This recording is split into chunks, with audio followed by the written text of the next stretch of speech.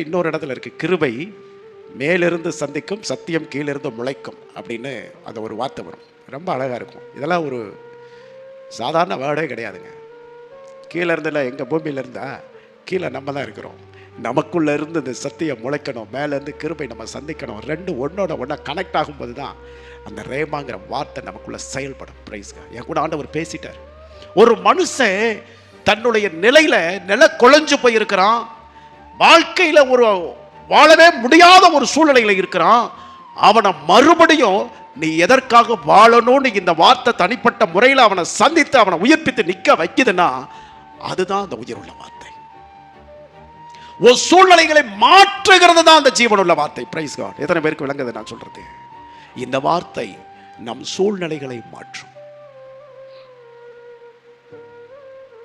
அது நம்மை உயிர்ப்பிக்கும். எங்கெல்லாம் விழுந்து கிடந்தோமோ, எங்கெல்லாம் மரித்து கிடந்தோமோ அதையெல்லாம் மாற்றி நம்ம உயிர்ப்பித்து ஒரு ஜீவனுள்ள மனுஷனாக தேவனுக்காக நிற்க பண்ணும் இந்த வார்த்தை.